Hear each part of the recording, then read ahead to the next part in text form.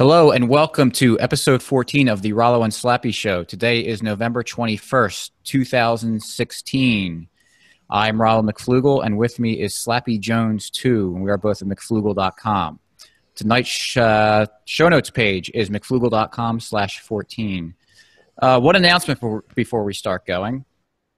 I set up a GoFundMe campaign the other day because Bill Kristol went on Twitter and was talking about how great the Iraq War was and how successful it was. So I figured to have him see his handiwork.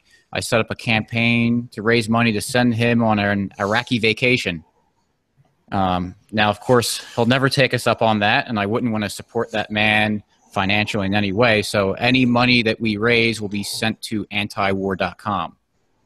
So check out McFlugel.com/vacation. That link will also be in the show notes page. So with that, I'll hand it off to Slappy to introduce tonight's topic. Cool. Welcome, everyone. Good night. Good morning, whenever you're listening.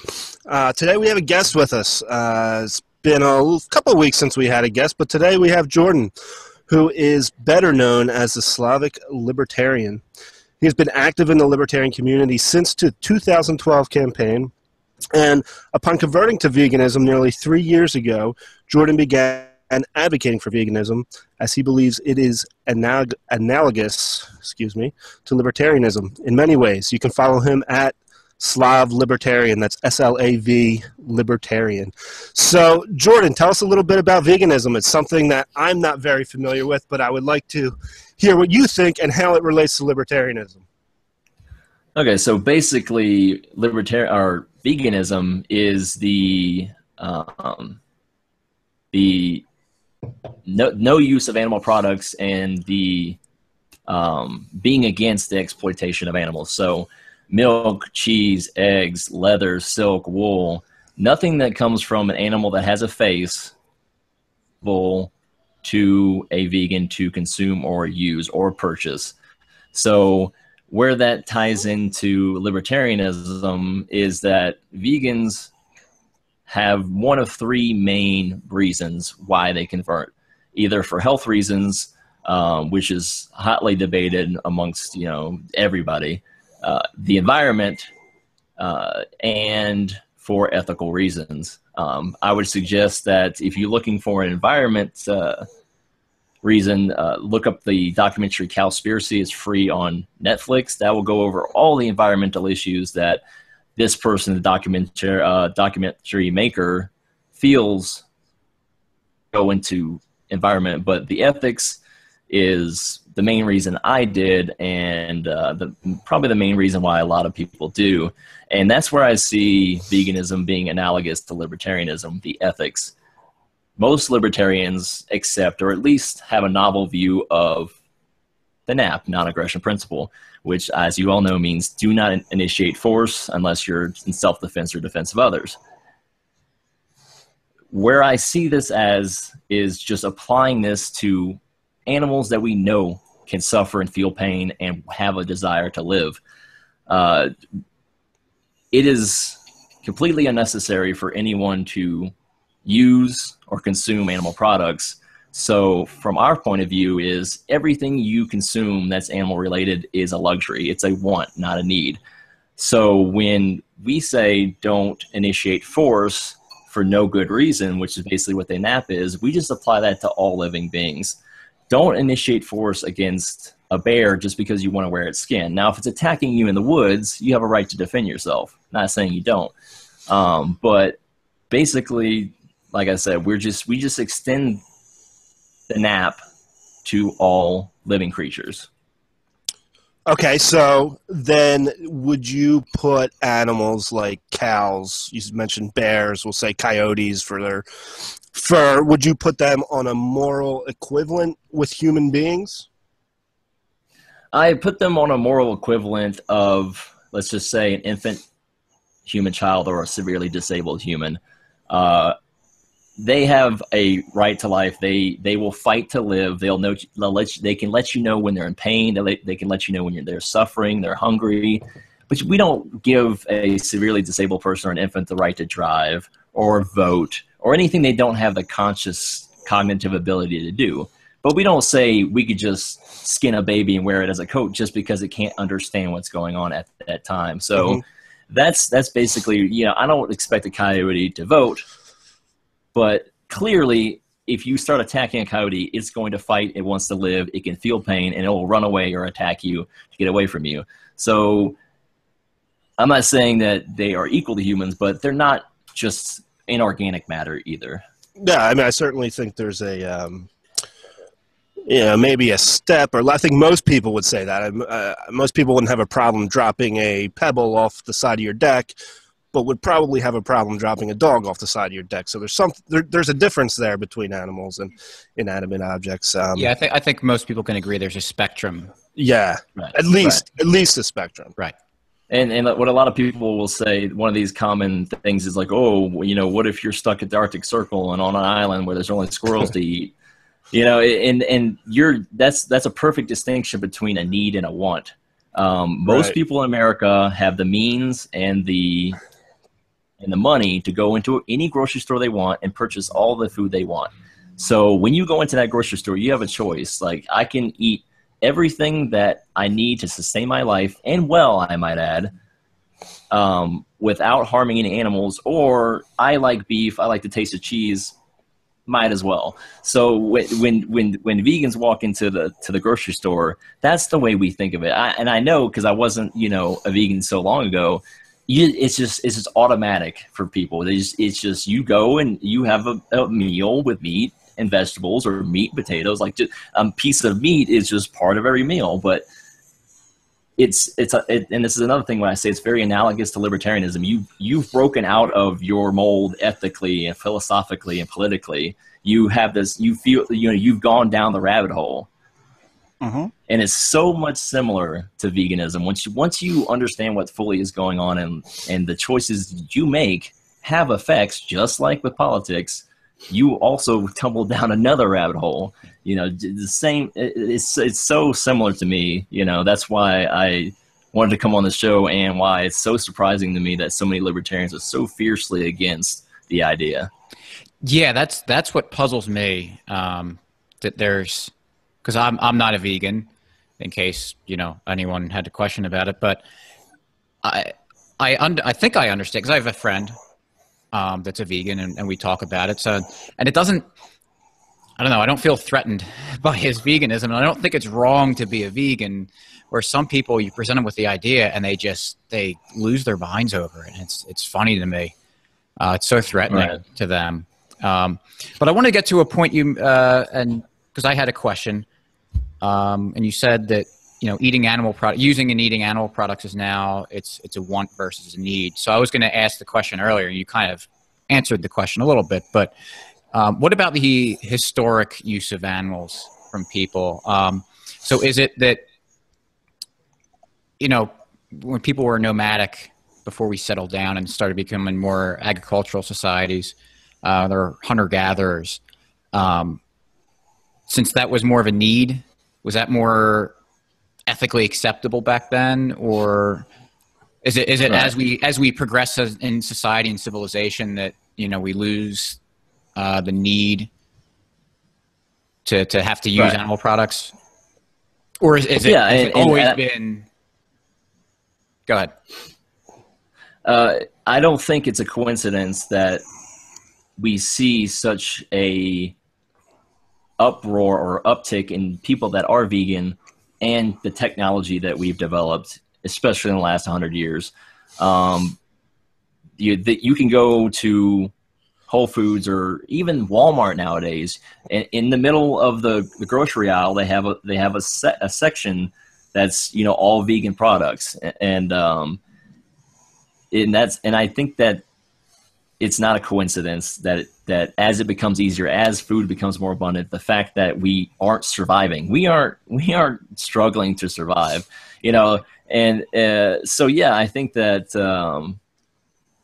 there is a real distinction there. When you're only living to be 35 and you might die of starvation, you know, that deer starts looking pretty good versus those berries, especially if there's no berries around.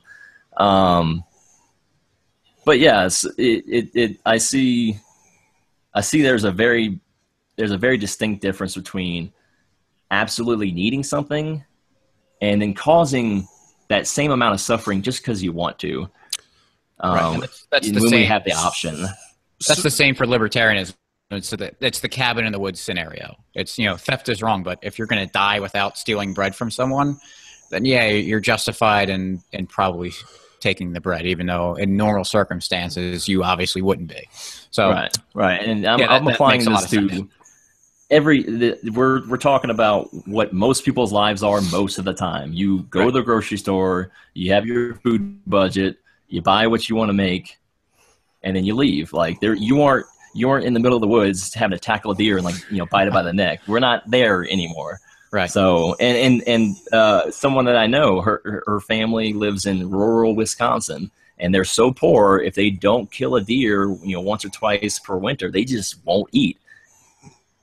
I get that, but most people in America, have the means and the money and buy pretty much whatever they want. Understood. So another question, and you kind of already answered this as well, but I know around here, if and I'm sure the same out where you are, there's deer crossing the street. They get hit by cars.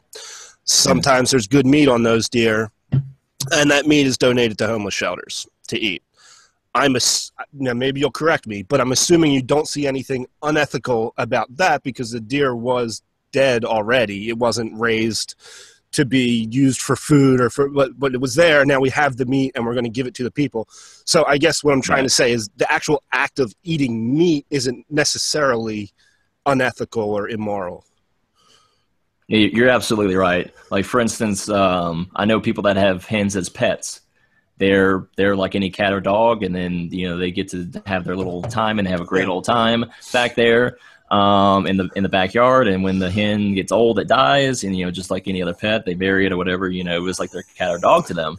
But hens have periods, which we call eggs. There's nothing that a human does that induces a hen to have her period. It's an unfertilized egg. She drops it, and it's just there. I see no environmental reason why anyone shouldn't be able to consume that egg. Now, health-wise, that's a different story, the whole egg controversy. But yeah, like for instance, I still have a leather belt that I bought way before I became vegan, and I still wear it because the damage has been done. I already the company that made the leather already has my money. Me throwing away the belt is not going to help anything. It's actually a waste. So yeah, You're completely correct. It's not so much the act of it in itself, apart from the health aspects. It's just the intentional act. Yeah, and so then you answered my next question. I have a neighbor who has 19 chickens, and he keeps them in. It's a pretty large cage. He lets them run around the backyard all the time. They're always coming in my backyard. I don't mind them running around through the leaves, picking whatever they do. I know he uses the eggs. I don't know. He's never said, or I've never seen him or talked to him. I don't know if he slaughters the chickens or not. But assuming he doesn't, because they're always out there with them running around and everything, he does eat the eggs. You answered that question. That isn't in and of itself unethical to eat those eggs or against veganism, or would you say that still is against veganism to eat the egg if it's a pet, like you just named? Like, could you be a vegan and eat the eggs is what I'm saying. No. But that's different from a vegan having an ethical issue with that act. Sure, that makes sense. Yeah, it's unlike milk production, for instance. When a mother calf has a baby, her milk is for that baby just like a human mother's milk is. And once the baby's done drinking, the milk dries up. Well, and that's where people kind of get confused. I know you guys and your listeners are probably seeing that picture of the lady in Whole Foods holding up a sign saying, milk kills. And everyone's like, what the hell are you talking about? We're just milking a cow. And I'm really kind of mad at that lady for the way she did that, because it's not very clear. She's not talking to the average everyday person. There is a lot of death that surrounds milk. Where do you think that veal comes from? The male calves have no purpose other than being veal. They can't grow up to be dairy cows. And they may keep, one calf every however many years just to keep the bull line going. But for the most part, the only use they have is to tie them up and then sell them as veal. So that's just one aspect. You have to keep these cows continuously pregnant. And I just wanted to make that distinction between eggs and milk. Milk requires action upon the side of humans to keep them producing milk. And even if you just let a dairy cow get pregnant and then, she has a calf, you're really taking the milk that's for the calf. You know what I mean? And I'm not a dairy farmer. Maybe there's extra leftover, whatever. But in most cases, the milk you buy at the store is not that way. So, yeah, there's well, one thing I want to say is I don't eat veal for that reason you just said, where they don't let them move. I think that's I know I said I'm not a vegan, but there are certain I do believe that there are unethical things you can do with animals, and the way they do veal is horrible to me. I know that's saying that to you while I eat other animal products, and it's like, oh, well, why don't you take that the whole way? Yeah. But one thing, and talk about milk, one thing I think, and we can tie this into libertarianism and markets, is that I don't really ever buy milk. I buy cashew milk because to me, it tastes almost the same. And really, it's for practical reasons. It stays, it doesn't spoil nearly as quickly as milk. So just for straight up practical reasons that I'm not having to throw away milk, I buy cashew milk.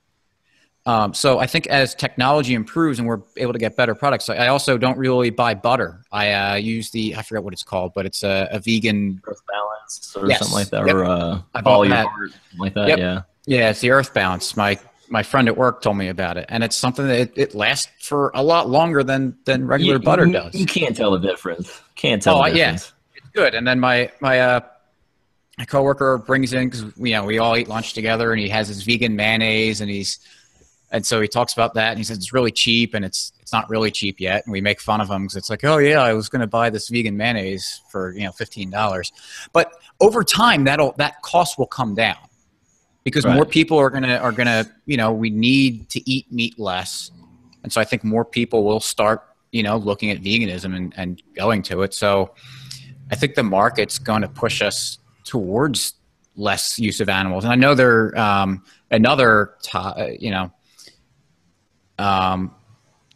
forget. I don't know who's doing it, but they're developing laboratory meat where they grow it from some cells, and it's meat, but it's not from an animal. It's kind of weird. It's creepy to me.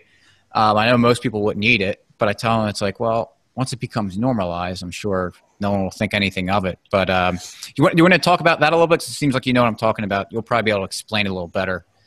Yeah. I mean, look at the organics market. I was just actually thinking about this the other day, and not even in Whole Foods. I was in Sprouts or one of the lower chains. Like, it's hard to find something that isn't organic. And so, regardless of how you feel about that, if it's a conspiracy or whatever the case may be, that just shows you the power of the markets. That people look for non-GMO, they look for gluten-free. Who even heard of what is celiac? Just like 5 years ago. So when people say that, what they do doesn't matter, in most cases they're correct, especially with voting. But except I was going to say that. With the purchase, with every single purchase, you are making a vote. You're saying, hey, company, I agree with everything you do, and here's my money, which is my time. I'm trading my time for your product. That's how valuable I think your product is. So every time you make a purchase, you are voting. You are saying what you consent, and it does change things. Look at, like I said, organics. Look at gluten-free. Look at all of this stuff. You really can change the world if you are conscious of what you're purchasing. And also to go into the whole artificial meat thing. Yeah, that's a company that basically they're biopsying beef cells and they're just culturing it. Letting it more or less grow in a petri dish. And I've told a lot of people, and this is kind of controversial within the vegan community, about whether people would eat that or not. I personally would. And also, you guys have to consider talking about the market. Let's just say you're in a grocery store and you go up to the meat counter and one half is lab meat and the other half is regular meat. The lab meat at a certain point is going to be the perfect size, the perfect shape, perfect freshness, the perfect marbling. Every single steak, exactly the same. Just perfect, like everybody wants. That perfect cut of prime rib that you just look after when you're shuffling through the meat counter. Every single one of them is going to be that much. It's going to be half the price. Right. Once it's mass produced. Yeah, because cows are, a single cow I know is very, very, very expensive to raise. Yeah, sure. And there's, you know, for the people with environmental concerns. Yeah, so you can mass produce the perfect steak every single time. And not only that, you got to think about all of the diseases that you're just going straight around, all these listeria, mad cow, E. coli, all of this kind of stuff. None of that stuff that you have to worry about, because when in traditional meat processing, fecal matter is everywhere. Right. You know, you're cutting open something that's full of shit, and it's going to get everywhere. And that's why they have to dye it with, you know, ammonia and all these chemicals and pump it full of antibiotics. Regardless of the health aspects of that, it just doesn't seem right. So I think once the technology comes along and normal people that don't even know anything about veganism go to the counter and they're like, I don't know about that lab meat, but it's half price for a perfect steak that's guaranteed to be disease free. Yeah. You know, it's not going to be a hard choice. Well, yeah, and most people, I mean, I just talk because we have these conversations at work a lot. And it's funny because people don't even have any concept of where that meat that they're buying came from. And so it's because, and then they'll say like, oh, I wouldn't want to buy lab meat. And it's like, well, you don't know the first thing about how the processing happened with the meat you're buying now. So what difference does it make? Right. Yeah. And part of the reason that maybe come to this is that I lived in rural New Mexico on the Texas border, and West Texas and the Panhandle of Texas and that area too is pretty much known as the beef capital of America. And along with having one of the largest dairy farms, Southwest Cheese had its factory in that area as well. So I got this, you know, when you drive past the reality of the situation every day to go to work, it kind of gives you a kick in the butt when you see, and this is not hyperbole, there are cattle out there that are in fields, you know, they're in their little herds kind of just walking around, but I would say that's probably less than 25%, or probably less than that, of the beef that's being processed. Most cases, they're large feedlots, they're all packed in there together, they're standing, some of the they play king of the hill to get on top of the shit pile, so they don't have to be next to everybody else. So when you see that, and you know for a fact that cows are like big puppies, you know, they're just as intelligent, they're just as affectionate, they want to be free and happy, just like a dog or a cat or any other pet. It's hard to just same thing with libertarianism. It's hard to just see the reality of a situation and just go whatever. You know, we as libertarians took this step to be different because we believed in something and we saw the ethical, you know, situations with government, and in itself is violent. The state is violence incarnated, and so is the animal product industry. It thrives on fear and death and suffering. And when any of you guys go to the store, you can say no. That's it. Yeah, absolutely. Slap, you have any more questions? I have one. It's kind of a silly question, but yeah, and maybe this has to do with the need versus the want. But let's say you were walking down the street and a hawk swoops down and grabs a squirrel. Would you be justified in stopping the hawk from eating the squirrel to save the squirrel's life, like you would be if a human attacked another human? Or is that completely random and stupid, and because the hawk needs that to eat? I'm just trying to get where we're putting them on the moral scale. You know what I'm saying? Right, because that's something I wanted to ask earlier. Because there are carnivores in the wild, so So I think probably a common argument you would hear is that, well, people are carnivores. And I kind of talked about the want versus need. But if that's the natural way humans are, you know, what's your response to that typically? That's kind of getting into like a whole thing with like health and what diet we're naturally supposed to hold. And I think McFlugel, you were in that thread where I was like, oh, here's the appeal to nature fallacy. That guy, I don't know if I should apologize for bringing you into that but I thought I'm glad you did. I'm glad you did. Oh, that guy. Yeah. And for the viewers, you can go to either one of our Twitter accounts and look up that thread. It's quite hilarious. But as humans, we have consciousness. We have this ability to make decisions, rational decisions. And I say this to people all the time. There's that guy in England that claims he eats raw meat and he's completely fine. And then there's people I know personally that are on a completely raw fruit and vegetable diet. Like, they didn't even cook their fruits and vegetables. And both of those people are living. Now, you can debate how healthy one is over the other or this, that, and the other, but the point I try to make is that humans are very adaptable. So, you know, when you see that people don't get heart disease until their 50s and 60s and they've been eating milk, cheese, and eggs, you know, all their life, well, it's because the human body is very, very ingenious. I'm trying to say what we're supposed to eat. The point is that it's undeniable that people live and thrive on a vegan diet. So if the whole thing is like, well, I don't know if we're supposed to be eating vegan diet, I don't think it's healthy, even though these are anecdotal cases, it's thousands of people. You know, they estimate that there's, you know, at least 1 million or so vegans in America alone. So it's obviously something that can be done. Mm-hmm. Yeah, now, I think the argument. I don't know. I think the argument that people have that veganism is unsustainable or unhealthy at this point, you're just completely ignorant if you think that. Yeah. I mean, there's my friend that I've been referencing at work. He's a competitive cyclist. There's was the Olympic. One of the weightlifters is a vegan. I think Arian Foster in the NFL is a vegan. So you're a vegan, obviously. You don't look like go on YouTube. Yeah, go on YouTube and look up Steve Baboumian. Is that his name? Destiny? Patrick Baboumian. That's right. Patrick Baboumian, 800-pound raw squat.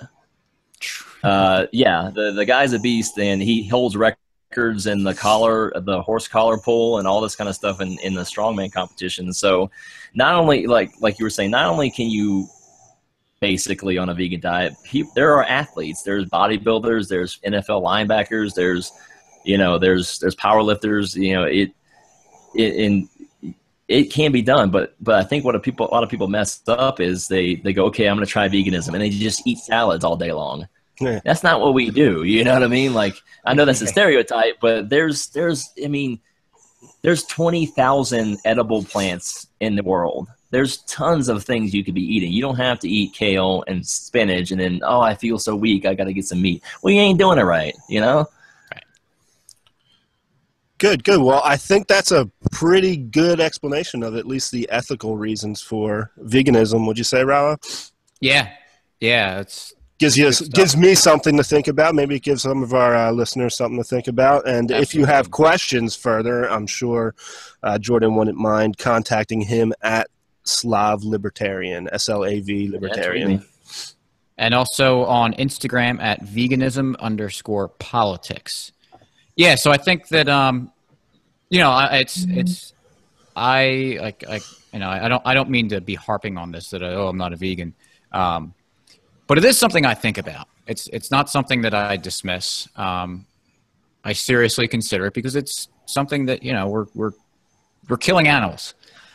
So are we justified in doing that? And I think even if if you're listening to this and you're saying, I don't want to be, this didn't convince me to be a vegan.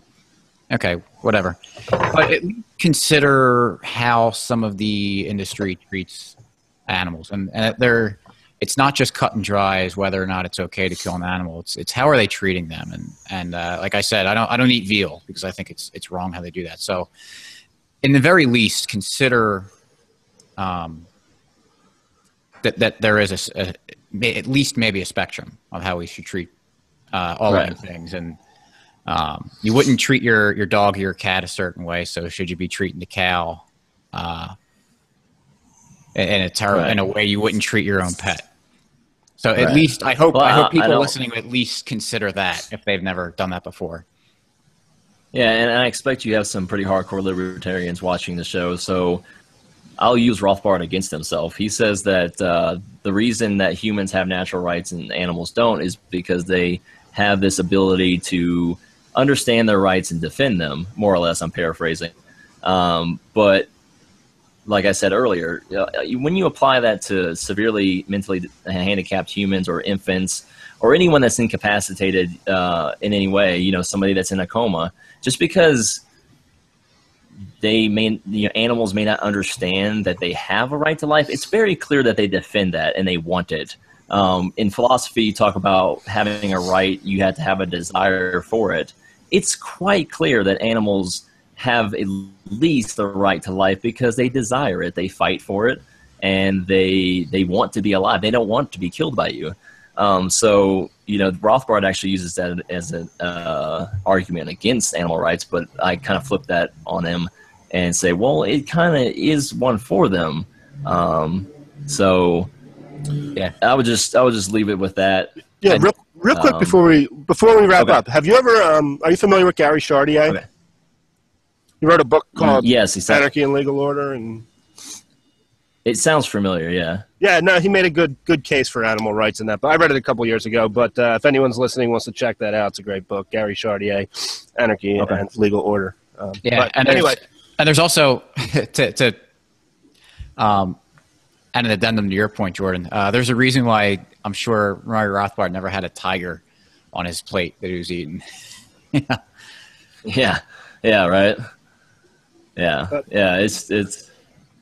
I just don't see at this point how anyone can't at least see my argument of how analogous libertarianism or voluntarism is with veganism. It's just trying to leave everyone else alone and do as least harm as you can, and just extend that to animals. That's all I'm saying. Makes sense to me. Yeah. So I think that does it for this week. Check us out on Twitter, Facebook, McFlugel.com. You got anything to add there, Rollo? No, just show notes page is McFlugel.com/14.